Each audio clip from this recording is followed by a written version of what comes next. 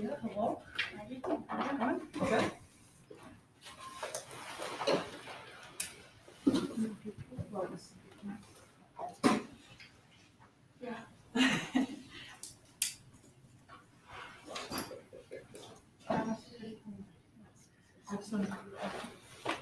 Nuns who live right across the street from me at back home.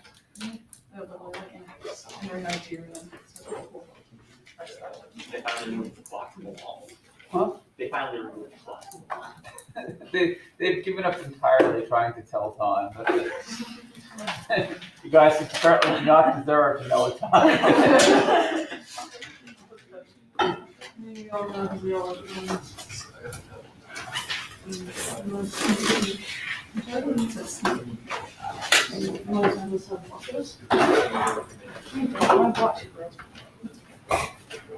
That is unfortunate. I know. It's good. I know. That's okay. That's okay. Not very well. But I'm good. I don't like those guys. What? I only like both. These are both my friends. No. They are both. I don't like them. Well, they're too. I have to describe them. I don't like them. That's all I can say. That's all I can say. Honest story. That's all. I still love my pens. They too. I don't know. I'm sorry, I'm particular. I'm sorry. I'm particular about my writing. As am I. I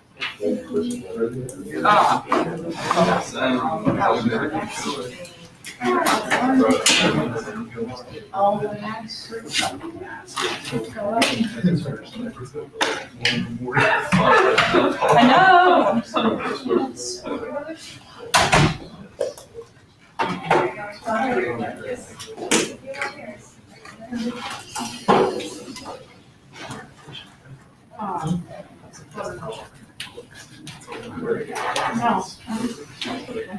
No. This wasn't a pencil. No. Pencils aren't made of wood, made of yeah. I've gotten any pencil stabbed into my hand before. I'm still here. Yeah. Actually, I have a cross section. I don't really know.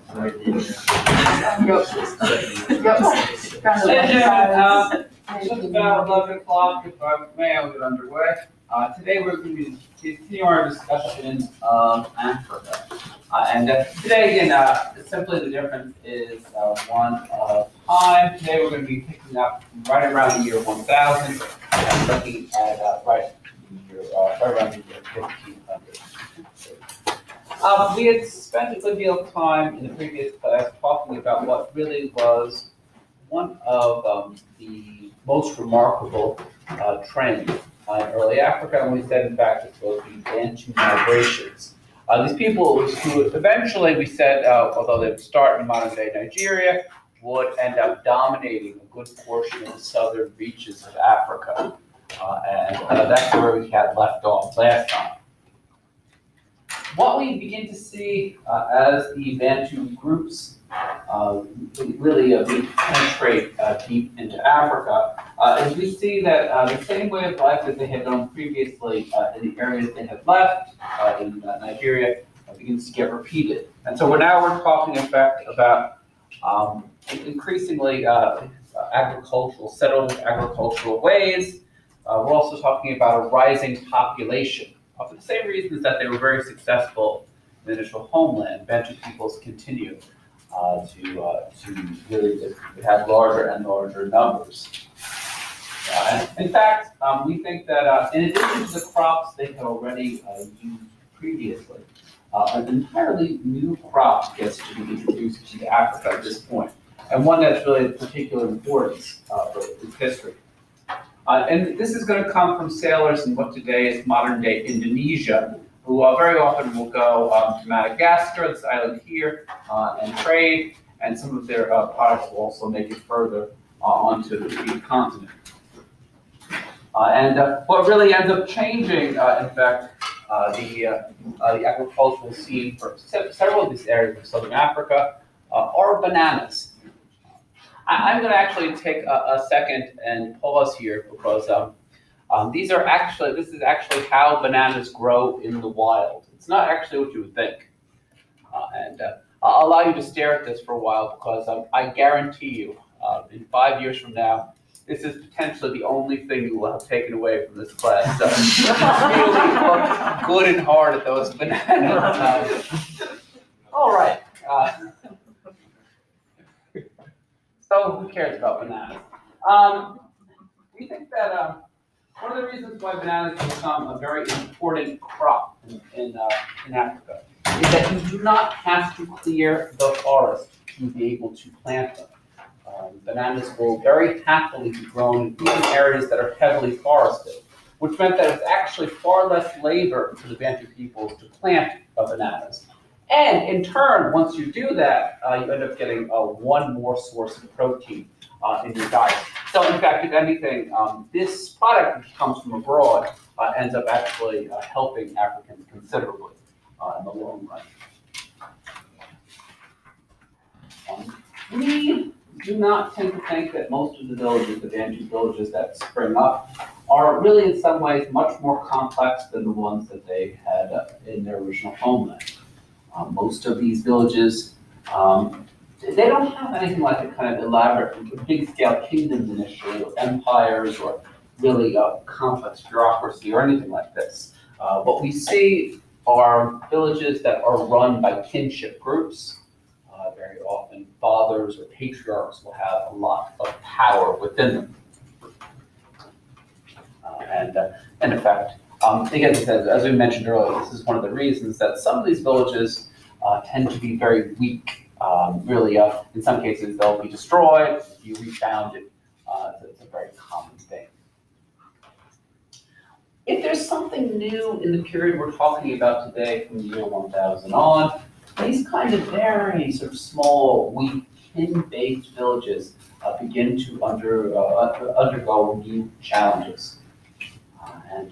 In particular, what we're going to see is that the Bantu become victims of their own success. They reproduce in such large numbers that there's no longer these sort of the frontier, as it were. There's no longer an area in which they can go to expand any further, as they have done now for so long. Now they're beginning to run into the fact that if you're going to expand, it's going to have to be at the expense of other Bantu villages, which is really a huge change from exploration to now military expedition. What we're going to see then is that in many of these areas, you can no longer just depend upon rounding up some people, some men to fight when people attack you. You're going to have to actually organize now a much more effective military response, and that's what we see throughout many of these Bantu villages.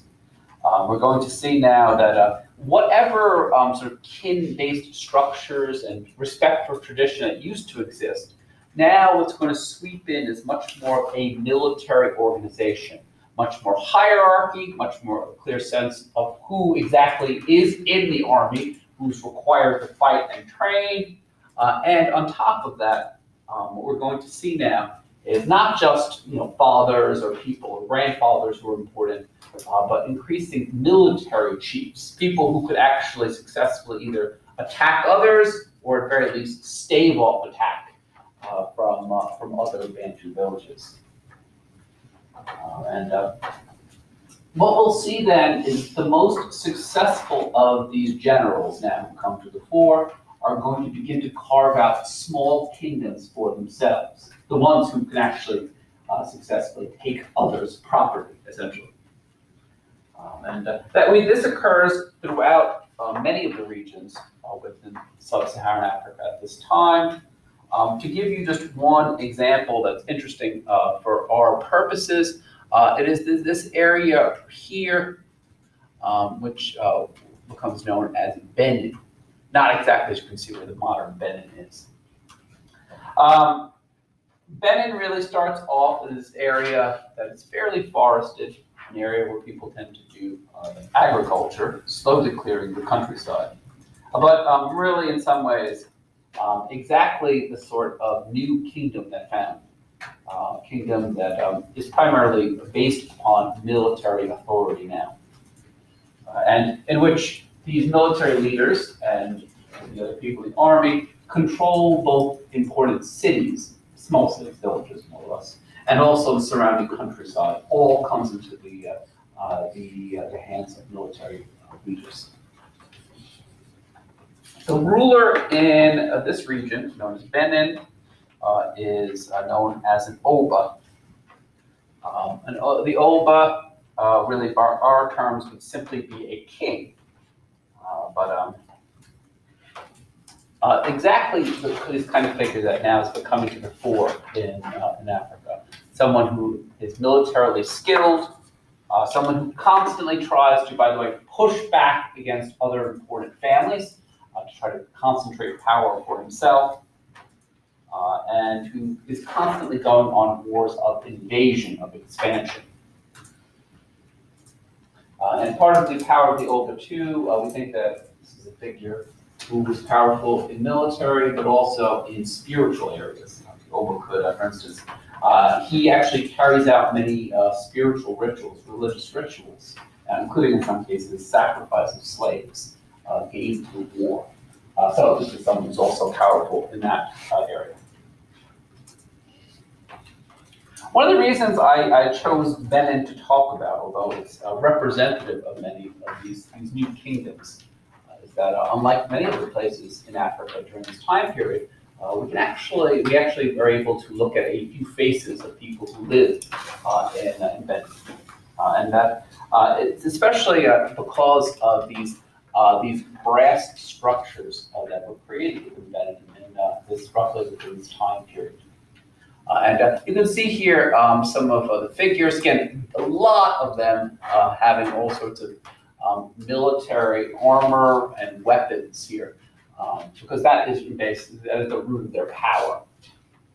But we assume, in fact, that many of these, although we do not know their names, these are people who actually lived in the civilization, maybe a little stylized, but still. And in this case, this is not, those other ones I showed you were bronze. This is an ivory one, which again we imagine to show someone who's probably one of the kings or potentially another important person. And occasionally, as you say, some of these are complicated in that we can't even reconstruct the legends behind them. They just are very dramatic. Well, all of this artwork from Benin, unfortunately, is actually no longer in Benin. It's in, most of it is in London.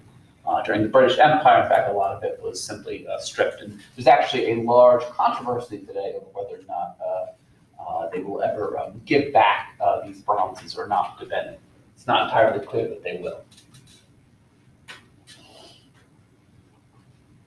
And here's just another again. It says a woman from Benin. All right. Another of the important sort of hotspots in the development in these new kingdoms in Africa comes right over here, again, sort of a good slice of the west coast of Africa, an area known as sometimes as the Kingdom of the Congo. All of these regions are right around the Congo River, is the reason why I refer to it as such. The Kingdom of the Congo starts off, again, very similar way. These areas become locked in warfare. Essentially, one of the many parties involved in the war is successful and manages to dominate the other regions. And here's the king at one point of Congo. The king of Congo is strong both in the fact that they have brought a lot of territory underneath the kingdom through war, but very quickly they begin to transition to a kingdom in which trade becomes immensely important. And all sorts of things like copper, cloth are traded with other first African nations, Eventually, they start also, in time, they'll start trading with Europeans as well. To give you some idea just how organized this government was, really it's organized in some sense among military lines. There's a very clear leadership structure. The king has basically people in a kind of a cabinet that he chooses, he handpicks. One of them has a military leader, a judicial leader, a financial leader. These all respond directly to the king. They had a system of very clear governors that reigned in various parts of the kingdom and reported again back to the king. We really see that the part of the success of the Kingdom of the Congo at its height is just how powerful the king was. He basically gets to hire and fire everyone, and so it allowed him to get rid of incompetent people pretty quickly, which was useful. One of the many interesting parts about the Kingdom of the Congo, one of the things I like best is that they never actually themselves developed a form of coinage, but they did develop a form of currency. And one of the most prized things were these things. These are known as cowries. Cowries are seashells that did not derive from Africa. They actually derived from the Indian Ocean. They had to make it quite a distance to make it there. And people like to get them and make them all shiny, burnish them so they're shiny, and they became prized possessions. In fact, people would actually use this as a form of currency. They would use this for trading. This is just showing, by the way, that nearly anything can be used as a form of currency as long as it's something that people want to have, in essence. That's really all currency does. Altogether, the Kingdom of Congo, I think, is remarkably successful, and it goes all the way to the mid-17th century, when enough Portuguese slave traders begin to come into the region that they basically completely undermine the power of the king. And then after that, the entire thing collapses.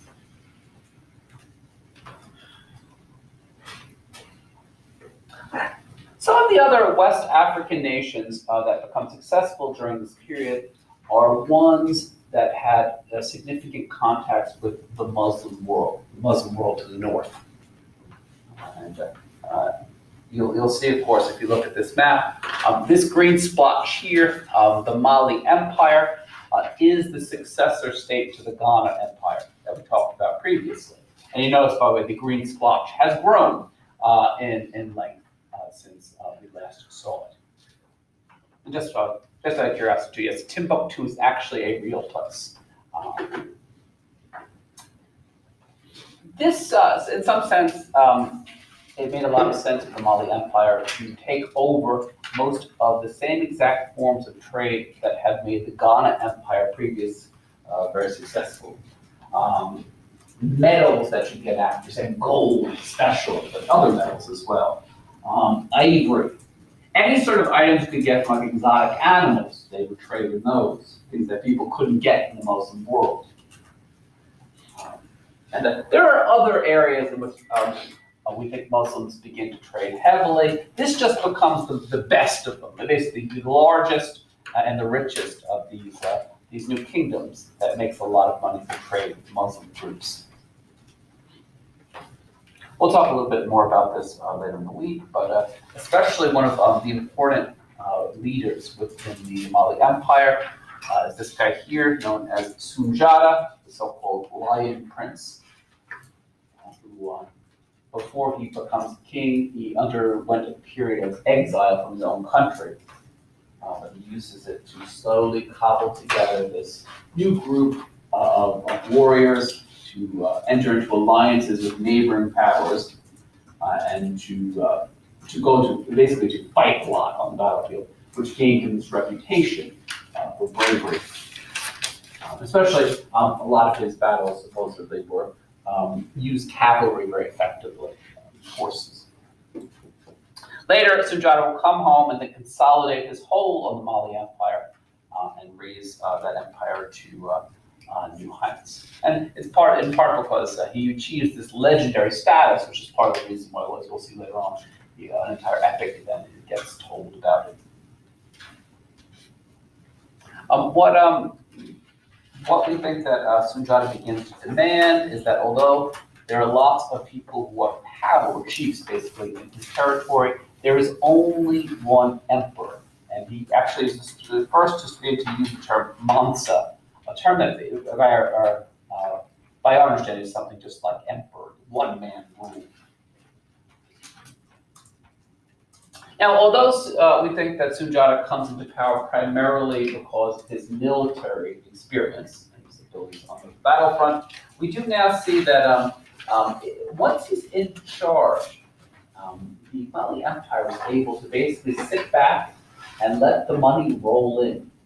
Because as long as they regulated trade with Muslims, they could tax all the traders. Not even at a high rate, but there was so much volume of trading coming from the Muslim world that they would just make money hand over fist.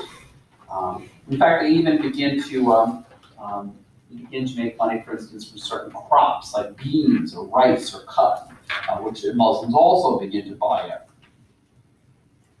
Going across the Sahara at this time to the Mali Empire, we get reports of caravans that would just be enormous, as many as supposedly 25,000 camels in one caravan.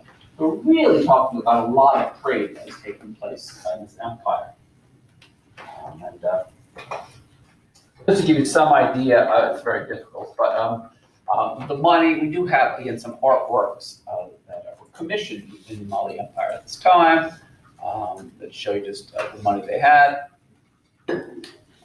Perhaps a little bit more spectacular is this is an example of the Mali Empire of the Great Mosque, so a religious house of worship for Muslims.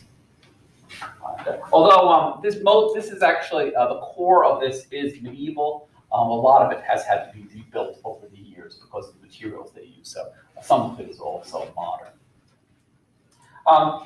We think that, as I mentioned to you earlier, there's a great interest among many other people in these territories in Africa when Muslim traders come in. In effect, in part just to show good hospitality, which would grease the trade, they actually go out of their way to make things easy for Muslims, including build an entire mosque. So there were so many Muslims that were coming into this territory, so they could worship while they were away from home. We also see in many cases that, as we had said in a previous lecture, in many, especially the higher ups in society, the upper class, including the rulers, slowly themselves begin to convert to Islam in the Mali Empire.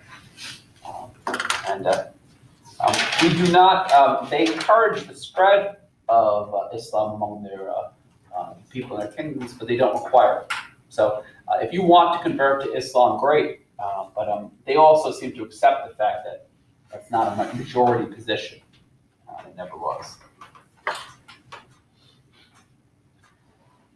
Many would say the high point of the Mali Empire would be reached under the grandson of Sundiata, known as Mansa Musa. So Mansa, again, is a title, emperor. Musa is his personal name. Mansa Musa, and you can tell I just love this map, that this is a late medieval map. You can see kind of all roads leading to Mali, and here is the king himself. And if you look closely, you can see the basis of his power. Everyone knew just how rich he was, the amount of gold, and the gold trade that they have become like this nexus for, that people are coming now from all over the place to be able to tap into this market. We think that Mansa Musa, he, in essence, first of all, just keeps the gold rolling, or keeps the markets of Muslims rolling, which means that he starts out very rich. We also think, too, that unlike some of the previous rulers of Mali that had been kind of half-hearted about Islam, we think that Mansa Musa absolutely embraces this religion. In fact, we know one of the most famous events of his time as Mansa is he actually makes the once-in-a-lifetime pilgrimage to Mecca, as every Muslim is supposed to do, if you can afford it. However, Mansa Musa was an emperor, and he was not going to make a pilgrimage like normal people would do. And so he brought along thousands upon thousands of his friends, supposedly, his people at court, his soldiers, his subjects, his slaves. They all came with him. These stories go that as he begins to make this pilgrimage, he also takes very seriously the Muslim requirement to be generous, to give alms.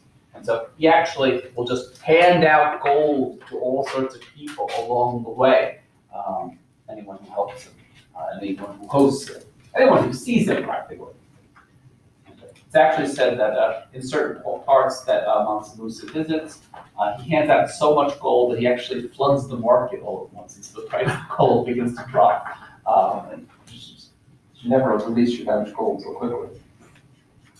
In any case, we do see that Mansa Musa does actually make it to Mecca. He does this pilgrimage, and in fact, like many Muslims from kind of outlying regions, going on pilgrimage means, first of all, okay, you complete the pilgrimage for your own spirituality, but it also means that you came into contact with much people who had been living the Muslim faith for a lot longer, who really knew it that well, and they communicate that faith to some of these people who had just recently been converted. And that Mansa Musa is absolutely someone who becomes much more serious, we think, about his religion upon returning from Mecca.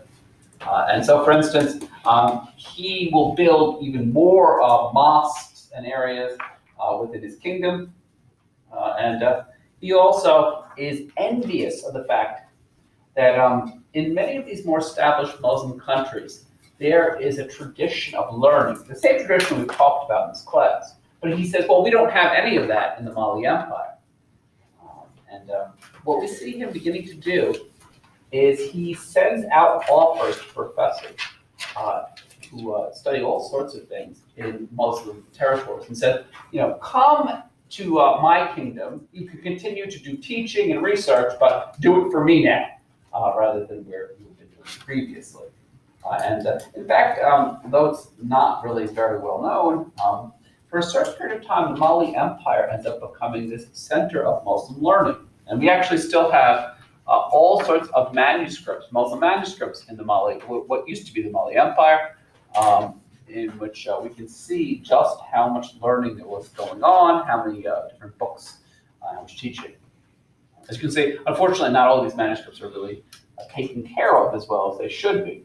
But there certainly was for a period of time a very important Muslim research center. Unfortunately, we tend to think that after Mansa Musa's death, they never actually managed to find a leader who was quite as capable. And what we begin to see is that factions begin to strike up in the government that make the empire very difficult to rule. And on top of that, we also see provinces beginning to break off from the Mali Empire from the lack of leadership. And that was a problem because, in fact, Mali becomes a lot weaker. And when invaders begin to hit, their response is actually quite weak, which really eventually will lead to them being toppled completely. All right. Up until this point, again, if you're following along on the map, we've been talking mainly about the west coast of Africa. But now I want to focus our attention then on the east coast of Africa. And to some degree, and again, this area here, this is just I like this map because it is obviously a very beautiful map. This area, as we had said in a previous class, we had said that this coast had not been one that had been entirely undiscovered in previous generations. There were definitely all sorts of people, like Romans and Greeks, who sometimes would actually come to the east coast of Africa. So this is not an area that had not been used previously for trading. As I mentioned to you earlier, the island of Madagascar, too, had ended up actually becoming a hotspot from some trading, especially from people in what today is modern-day Indonesia. So they, too, had, in more recent times, been in contact with this region. So there was definitely an attraction to this region from outsiders, and there was a lively trade. The problem, though, was that when some of these foreigners got to Africa, what they often discovered is that there were limited opportunities to trade. This is not for their lack of a desire to trade, but many East African people simply were not oriented primarily towards being merchants or traders. They didn't have established positions or areas in which people could trade. Most of the populations of East Africa up until this point had been hunter-gatherers, or people who lived primarily from fishing. We think that what that meant was it really was a bit of a random matter whether or not people could actually trade very effectively. And that's part of the reason why up until this point, the East Coast of Africa never becomes a huge trade place. This is really, there's no infrastructure for trade yet. What we're going to see, though, is that all of this is going to change just as in the west coast of Africa, Bantu peoples begin to dominate the east coast of Africa. And what we're going to see in time is that especially the people who live right along the coast are going to end up really founding this very interesting cultural zone. It's going to be primarily of people who are Bantu background, but now there's going to be a lot of cultural influence from Muslims. So just like on the west coast of Africa, on the east coast of Africa, this is going to become a huge sort of area of interaction with Muslims, different Muslims. And this area is going to, both the people who live in it are going to be known as Swahili peoples, and the language they speak is going to be known as Swahili. Swahili itself, just to give you some idea of where the direction of cultural influence is coming from, this is a term that means people who dwell on the coast, coastal dwellers, and it's a term from Arabic. And we're going to see this very interesting influx now of all sorts of Arabic terms getting mixed in with the Bantu languages that people speak along this coast. Because so many Muslims are going to begin to trade here on a regular basis. And, even to this day, of course, many people will still speak Swahili. Again, a language that is primarily Bantu in its structure, but many of the terms come from Arabic. Let's understand why.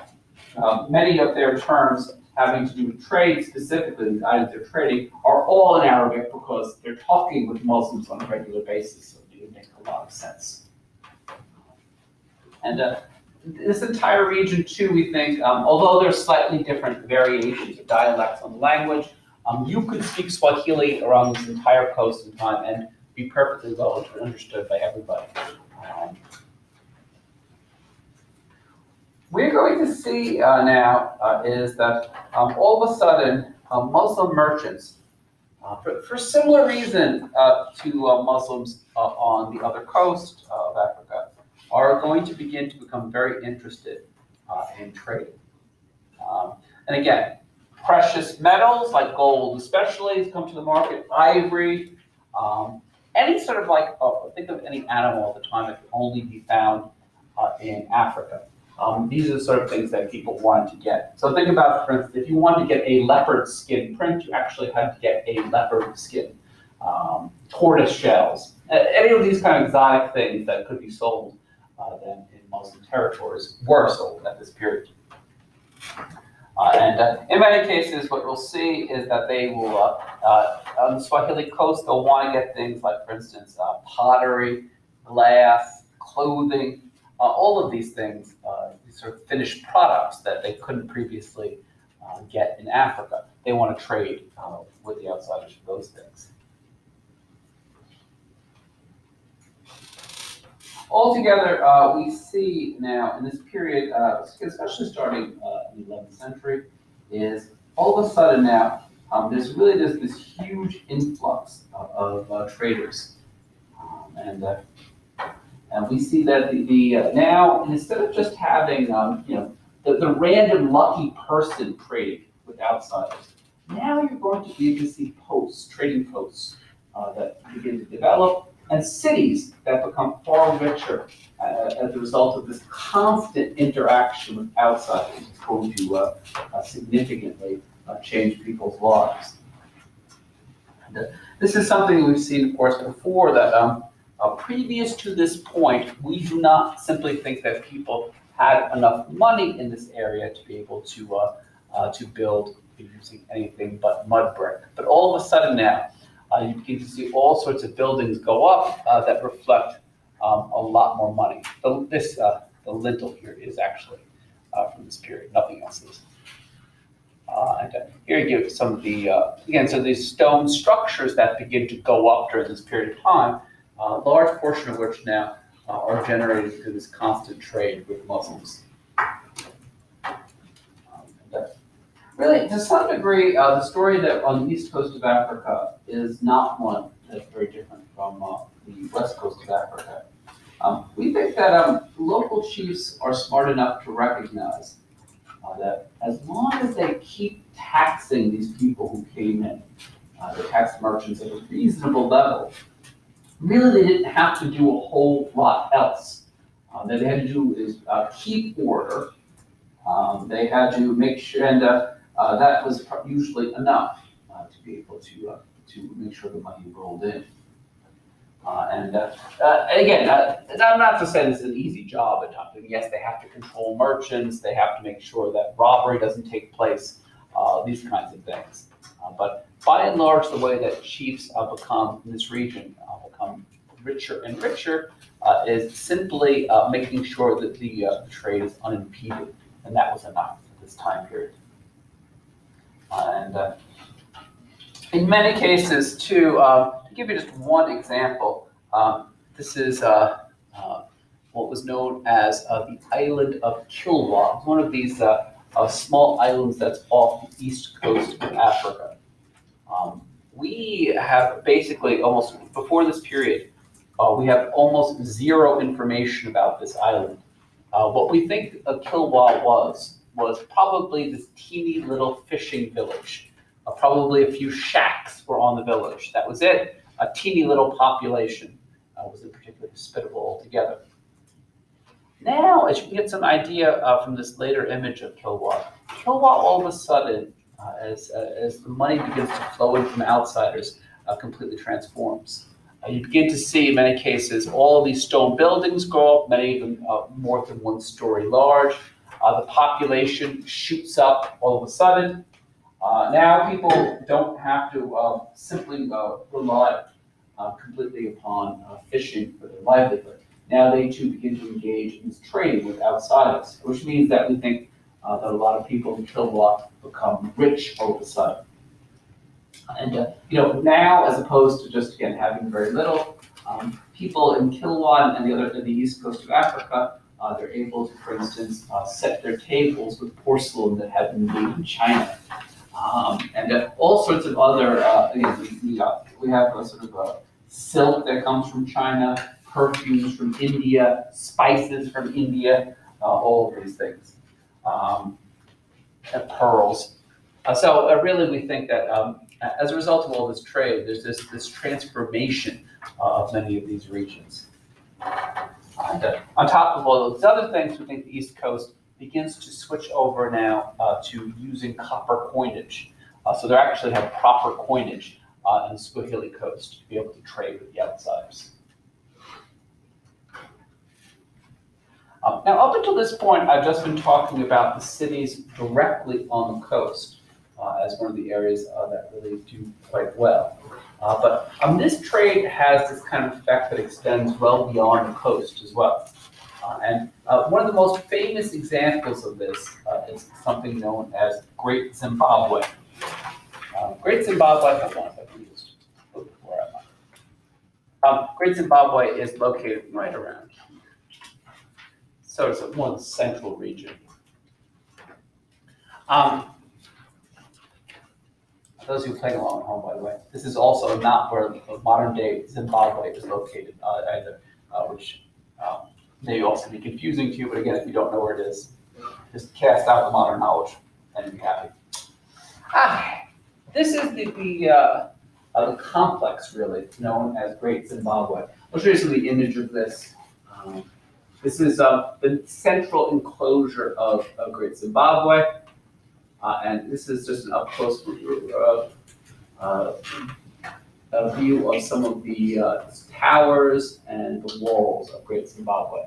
And one of the most amazing things about this complex when people first discovered it is if you look very closely at these stones, there's no mortar or cement that put them together. They're just fitted so well that they actually they were able to stay together without any mortar, which is pretty incredible altogether. Initially, no one could quite figure out what this structure was when people came upon it in the modern period.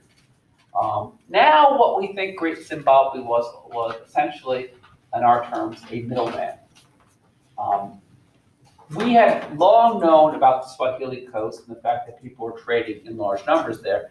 But one of the other questions to ask is, how did the stuff get there initially?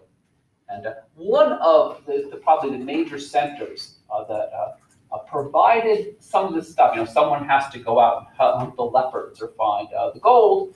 In fact, Great Zimbabwe becomes this area that mediates a lot of this trade. They'll collect the items, then bring them to the coast to have them sold abroad. And it's really this money that allows this complex construction of this region. And if we presume that the stones were put up against these walls, in part to guard the stuff before it could properly be transported. It's very difficult to say exactly how their system of government worked initially at Great Zimbabwe. We do think there's enough evidence that there was a king initially in this region who really probably oversees this trade primarily. And we think that it's not just a matter of a small court around him. We think that in and around Great Zimbabwe, there was as many as 18,000 people. So this trade, to show you how many people get involved with this trade, it's really a considerable network of people that this king oversees. And again, part of the reason the king does so well for himself is that he taxes all of this. When he brings it to the coast, he forces the merchants there to pay money and to pay tax for a convenience fee for bringing all this stuff to them in the first place.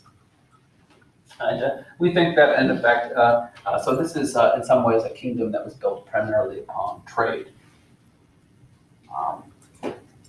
There's very little in this region. We've actually done archaeological investigations. There's not much that remains there when people studied in the modern period.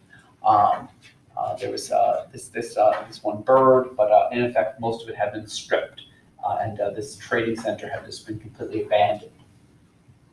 Initially, especially again people from Western Europe first came upon Great Zimbabwe, there really were a lot of, there's still in archaeology, a lot of racist assumptions, and a lot of people would sort of wondered how could Native Africans possibly have built this. So they came out with several outlandish theories. Some outsider could have come in and done this for them, but no one really holds those views anymore. People accept, of course, this was a native construction. Both in Great Zimbabwe, but to a lesser extent on the east coast of Africa too, we also see that Islam becomes very popular altogether. Again, we tend to think that it's probably confined largely to the upper class here too. All right. With that, one of the other things that, as we said from early Africa, that people are bringing to market, but one that really deserves perhaps an extra word mention now, are human beings. Now, in a certain sense, slavery is not something, as we had said previously, that is confined at all to Africa, both in this period or any other period. And we had said that, of course, that slavery was something that was endemic, for instance, to Rome as well, and many other civilizations we've seen. So far as we can tell, too, slavery was nothing new in this particular period in Africa, too. But we think, in fact, it has a long background, as far back as we can see. There were various reasons why in Africa someone might fall into slavery. We had talked about a lot of wars that people fought. In some cases, if you conquered another kingdom, you would just take people and then force them into slavery. And again, in some cases, the younger the better, because if people didn't know any better, they're much less likely to rebel. In other cases, people fall in Africa into debt slavery, people who might put themselves into slavery to be able to help their families out of debt happen. In other cases, too, we think in Africa, slavery was a punishment, a judicial punishment. So certain forms of criminals could actually be made into slaves, public slaves. In some cases, for instance, with women, witches who were suspected of witchcraft could then be made into slaves as well. As such, then, even before you get to the discussion of interaction with outsiders, slavery at the time was viewed as one form of wealth within sub-Saharan Africa. And we had said that as these are, by the way, these are used to, again, clamps used for human beings discovered in Africa. Well, we think that as these trade networks begin to grow up, both on the east coast and west coast of Africa, as distasteful as it may be to us, one of the main things that many of these outsiders were seeking were human beings. And in fact, we see that Muslim merchants will usually be the first ones to get slaves. And sometimes actually they're going to actually go to other places with slaves and sell them further afield. And in other cases, Muslim merchants will simply, they'll use slaves within their own civilization. This, for instance, medieval manuscript, you can see here, this is one of, this is a Muslim slave market. And we can imagine it's just one of many that was existed. But we also see some cases Muslim traders will bring slaves into Iran, further into Asia, wherever they felt there was a market they would supply. Now, what ends up happening is that this kind of demand from the outside, this real desire for slavery, is going to completely change the nature of slavery within Africa, within sub-Saharan Africa as well. And what we're going to see is that, in fact, that previously slaves had sometimes been taken as the result of war. But previous to this point, no African kings would go to war just to get slaves. Now, however, these outsiders had completely changed that equation. In fact, some kings recognized that if they go to war and you could actually enslave an entire people, you could make all kinds of money if you went to war to do so. And so, in fact, now we see wars increasing in Africa that are predicated on the notion that at the end of the day, you could sell off the people that you have taken to war. And as I said, this was something that we see then eventually on both coasts. Large numbers of people beginning to leave. It's very difficult to get any kind of estimates about how many people are leaving.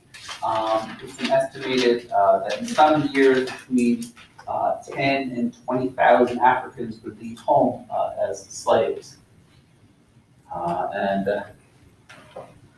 We do think that between the 18th and the 8th and the 16th century, probably the number of African slaves who end up being shipped off to foreign lands exceeds 10 million. So we're really talking about a large number of people for a population of sub-Saharan Africa that did not necessarily have a large number to start out with. So this also helps to, there's a huge detriment to the raw numbers of people who were in Africa as well. Throughout this period then, in many Muslim societies, it would have actually just become very common in many Muslim territories, which again, especially at the beginning of this period, were actually quite rich, but they were underpopulated. And they simply didn't have enough people to be able to do some of the worst jobs. Many Muslim societies, again, just simply purchase people. do things like mining, for instance, or agricultural work. And we do know of a few instances of massive slave revolts in the Muslim world, in Iraq, for instance, in which Muslims even temporarily take over the government. These slaves take over the government temporarily, but ultimately this was suppressed as most of those slave revolts.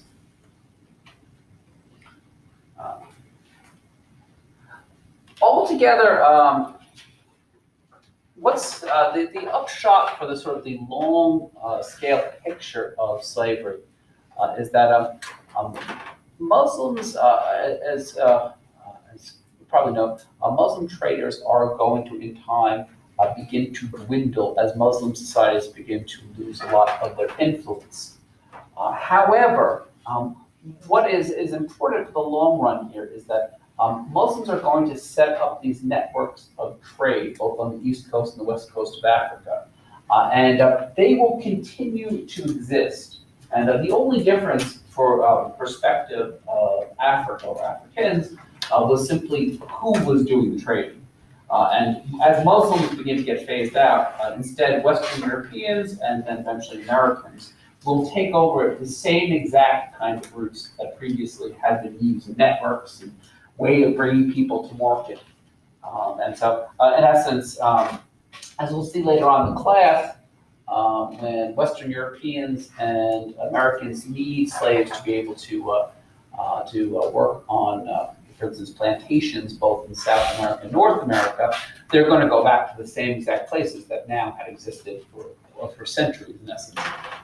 And so the only difference then from the perspective of the slaves is simply who was buying them and where they were being shipped.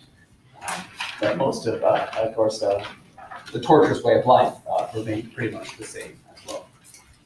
All right, on that dark note, folks, we'll see you on Friday. Thank you.